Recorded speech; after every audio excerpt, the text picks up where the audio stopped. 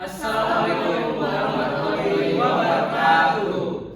Kami dari kelompok 3 Tata Ruang dan Zona Ekologi akan mempresentasikan hasil daripada praktikum kami sebelumnya di Desa Kanekes, Baduy.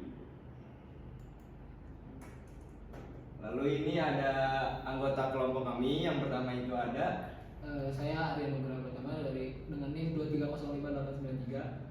Saya David Ferdurrahman dengan NIM 2304886. Saya Rizkia Ahmad Rusyifa dengan NIM 2305102. Saya Nazwa Azara dengan NIM 2304545. Saya Nazira Marjina Senjaya dengan NIM 2309509. Saya Siva Setiani dengan NIM 2309216. saya Dafarana Kusuma dengan NIM 2300372. Dan saya Muhammad Reva dengan NIM 2306871. Baik, yang pertama ada pendahuluan latar belakang.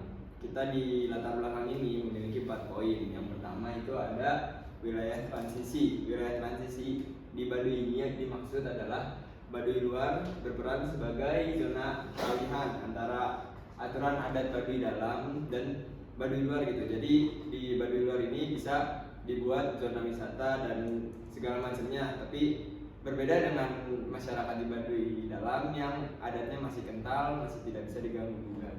Lalu yang kedua ini ada struktur ekologis tradisional. Struktur ekologis tradisional Desa Kanekes ini memiliki tatanan ruang adat berupa hutan, ladang pemukiman serta kawasan konservasi yang telah membentuk zona ekologis turun-temurun. Lalu yang selanjutnya ada tekanan lingkungan yang meningkat.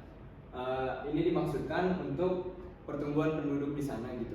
Jadi kan wilayah Baduy itu lingkupnya segitu. Karena pertumbuhan penduduk yang meningkat, otomatis aktivitas ini dapat mengganggu keseimbangan ekologis dan keberlanjutan sumber daya. Lalu yang selanjutnya adanya pentingnya tata ruang yang terarah. Maksud dari pentingnya tata ruang yang terarah ini diperlukan pengelolaan ruang mempertimbangkan nilai adat sekaligus kebutuhan masyarakat modern. Tata ruang yang terarah membantu juga menjaga kelestarian dari masyarakat di Baduy dengan nilai-nilai adatnya gitu. Nah, fokus daripada praktikum kami ini adalah tentang tata ruang dan zona ekologis. Selanjutnya itu ada tujuan daripada praktikum ini ada poin pertama itu mengidentifikasi faktor ekologis sosial pembangunan ruang di Baduy luar. Lalu selanjutnya ada menyusun zonasi ekologis berbasis analisis spasial dan kearifan lokal. Lalu selanjutnya ada membuat peta pola ruang sederhana untuk pemodelan eco-village. Lalu yang terakhir ada memberikan rekomendasi pengelolaan ruang yang berkelanjutan. Nah, berikutnya ini area penelitian kami yaitu di Baduy luar, Desa Kanekes, Kecamatan Leuwi Damar, Kabupaten Lebak, Provinsi Banten. Nah, di kawasan Baduy luar di Desa Kanekes yang di Kabupaten Lebak, Banten ini merupakan wilayah yang memiliki karakter geografis yang sangat unik dan kompleks, dan ini menjadi dasar kami dalam perencanaan tata ruang yang berbasis zona ekologis. Selanjutnya, nah di sini ada diagram alir yang proses dari analisis kami. Yang pertama itu ada persiapan data, dan di persiapan data ini kami mengumpulkan parameter-parameter dari pembuatan peta-peta yang di bawahnya. Setelah pembuatan peta, kami melakukan uji akurasi di lapangan dan finalisasi peta serta pembuatan laporan. Selanjutnya adalah koordinat pembangunan untuk arahan fungsi kawasan. Di sini kami menggunakan beberapa parameter gitu. Ada yang menggunakan curah hujan, itu tadi intervalnya, lalu ada yang pemilihan lereng, jenis tanah, dan ini kriterianya. Ada kriteria kawasan lindung, kawasan penyangga, kawasan budidaya tanaman semusim, kawasan budidaya tanaman tahunan, dan kawasan budidaya intensif. Selanjutnya merupakan koordinat pembobotan untuk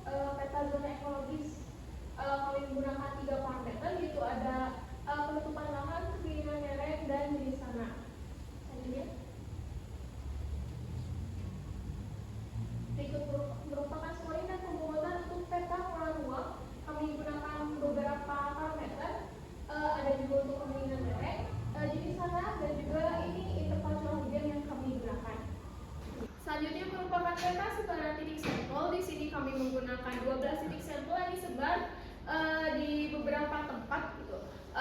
Untuk teknisnya pada saat di lapangan kami membagi menjadi 2 tim. Ada di 2 tim ini kami meng-ground checking titik-titik yang ada di dalam peta dan juga untuk mewawancarai masyarakat setempat. Dan di sini ada peta arahan fungsi kawasan. Yang dimana di sini dalam pembuatan kita berdasarkan pemodelan scoring dari data curah hujan, kemiringan lereng, dan juga jenis tanah.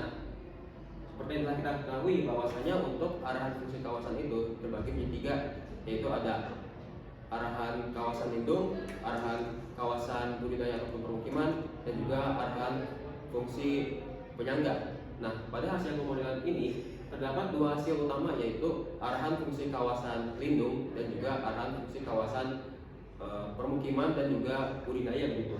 Nah, sebagian besarnya memang kalau dari hasil pemodelan ini itu ada kebanyakan dari kawasan lindung, yang dimana kawasan lindung ini berada pada sisi-sisi kiri kanan daripada sebagian kampung Baduy ini. Nah, untuk kawasan permukiman itu mayoritasnya berada di bagian tengah ataupun di sekitar jalan begitu.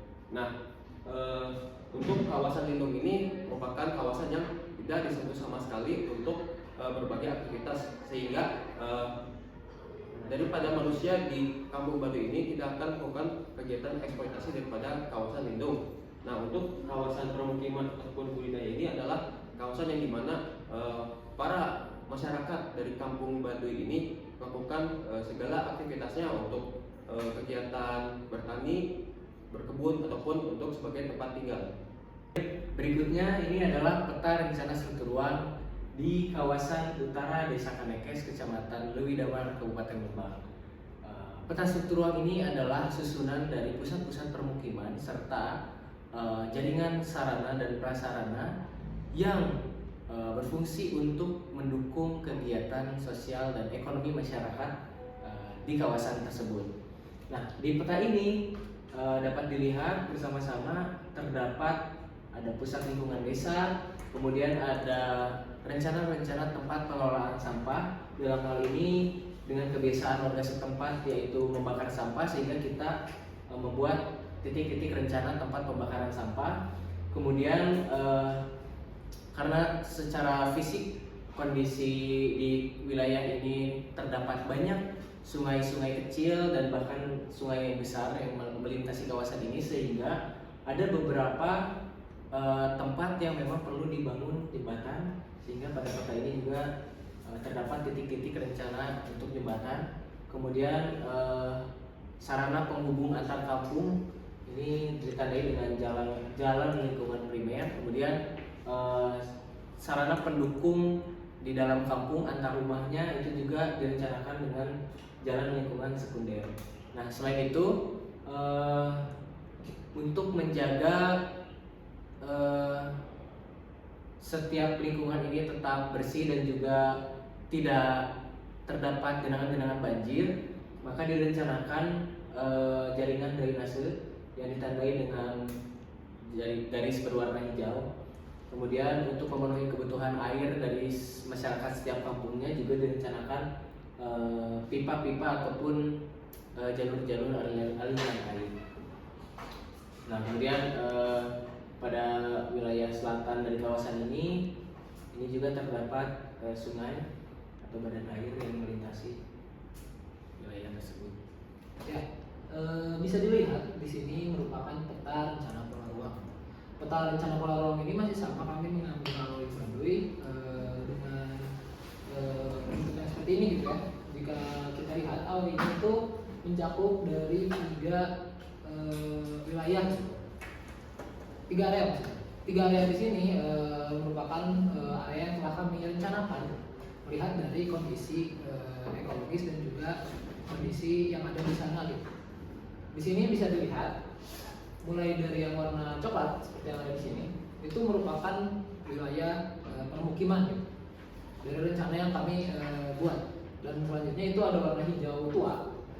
Hijau tua ini merupakan daerah hutan produksi yang dapat dikonversi. Jadi hutan produksi di sini memang terbagi di beberapa tempat yang memang tempat tersebut terkadang itu bisa dikonversi menjadi sebuah lahan seperti lahan rumah gitu, yang memang sering dibuat oleh masyarakat Baduy gitu. Dan selanjutnya itu ada kawasan hutan lindung gitu ya, karena memang masyarakat Baduy sendiri itu hidup di hutan yang memang harus dilindungi gitu. Jadi memang mereka dikelilingi oleh semua hutan-hutan lindung.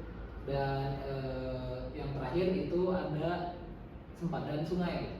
Nah, sempadan sungai ini dibuat agar dari rencana yang kita lakukan itu masyarakat Baduy tidak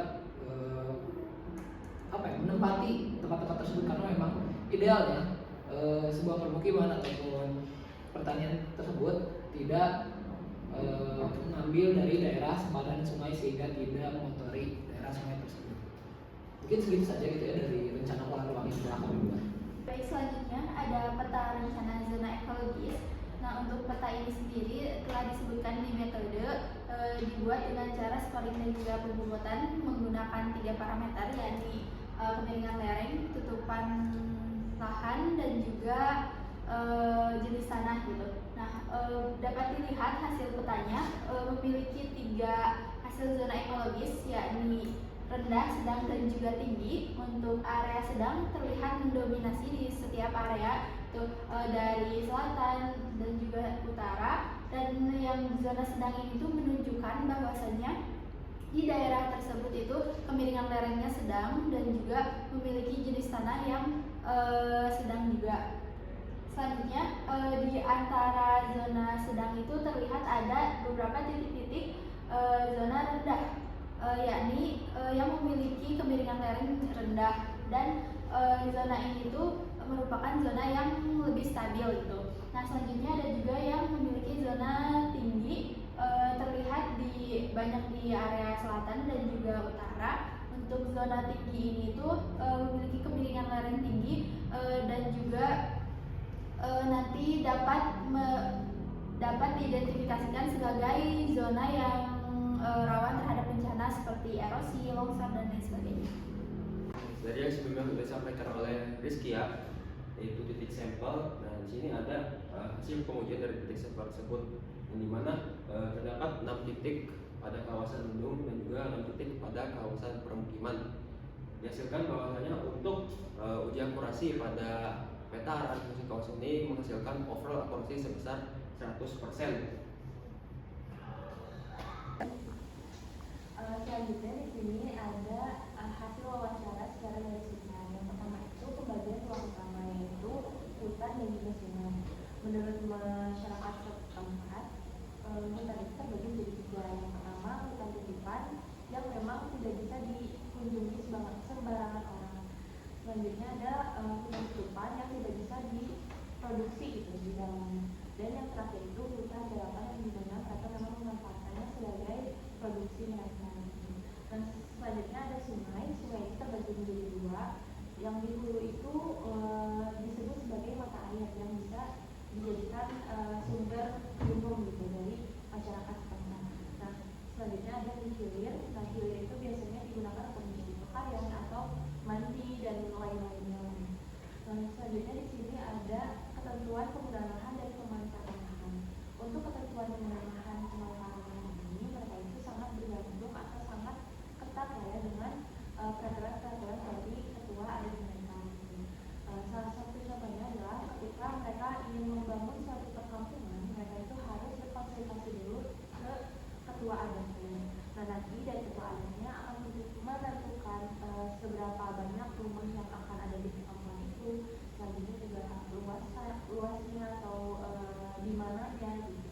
Jadi mereka akan berkonsultasi dulu ke ketua adatnya, baru mereka membangun perkampungan. Selanjutnya di sini ada pengaruh perkembangan modern terhadap suku Baduy.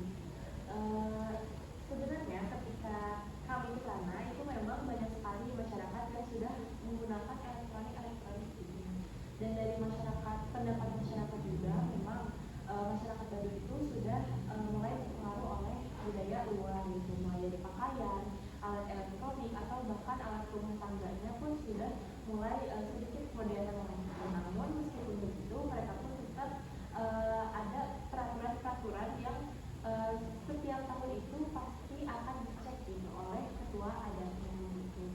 Dan kalau misalkan ada acara adat itu mereka pasti patuh gitu dengan ketentuan-ketentuan yang di sana, dari pakaiannya mungkin seperti itu.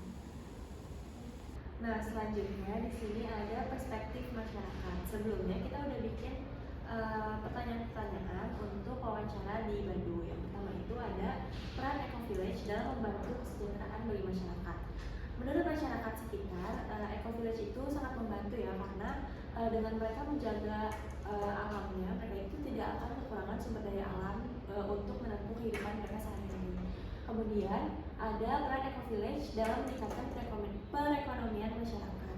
Nah, di sini karena ada Eco Village itu tuh menarik para wisatawan untuk hadir atau berkunjung gitu di Baduy, sehingga perekonomian mereka itu semakin lama tuh semakin meningkat gitu ketika banyaknya pengunjung yang datang ke Baduy.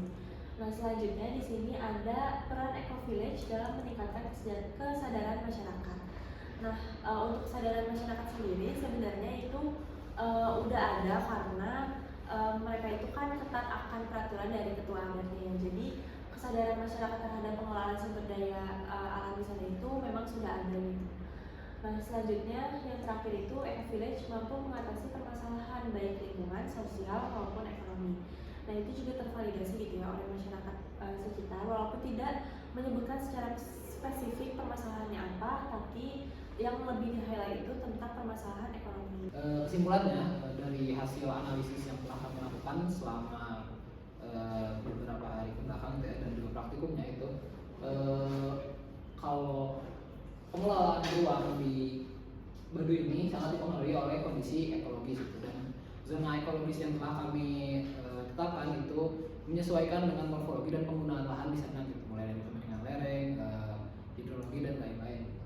Dan peta yang kami buat salah satunya adalah struktur ruang, itu memperlihatkan bahwa pusat aktivitas di Baduy itu terpusat di area utara gitu, dan itu pun terpusat mengikuti dengan fasilitas jalan yang ada di Baduy sana gitu, sehingga dari pusat-pusat tersebut tuh mengikuti jalan yang ada di sana dan terpusatnya di utara gitu ya. Dan dari situ kami juga melakukan wawancara sehingga bisa melihat perspektif masyarakat Baduy terhadap Eco Village itu menunjukkan bahwa prinsip keberlanjutan sudah mengakar gitu ya di sana, dan juga terutama dalam pelestarian alam, pengelolaan lahan dan pengembangan ekonomi wisata di sana. Dari seluruh pemaparan yang telah kami paparkan gitu ya, terdapat beberapa rekomendasi yang ingin kami sampaikan mengenai konsep Eco Village yang ada di Baduy. Di sini yang pertama adalah rencana tata ruang dan pengembangan Eco Village di Baduy itu pada prinsipnya harus menempatkan dengan kearifan lokal gitu, dan juga menjunjung tinggi aturan yang ada sebagai fondasi dari budaya yang ada di Baduy luar. Dan selanjutnya dari konsep Eco Village ini diarahkan pada pola pemukiman yang menyatu dengan alam gitu ya, melalui penggunaan material lokal, tata bangunan tradisional, jalan yang tidak merusak, dan juga mendukung segala bentuk konservasi sumber daya yang ada di sana. Dan selanjutnya itu dalam proses pengerjaannya gitu ya, itu perencanaan dan pengelolaan itu perlu dilaksanakan bersama dengan masyarakat Baduy itu sendiri, atau kita bisa bilang secara partisipatif gitu, sehingga para tokoh-tokoh adat dan juga masyarakat ini membawa budaya-budaya yang memang mereka tanamkan sebagai nilai dari perencanaan Eco Village itu sendiri. Berikut adalah daftar pusakanya dan dokumentasi selama kami praktikum.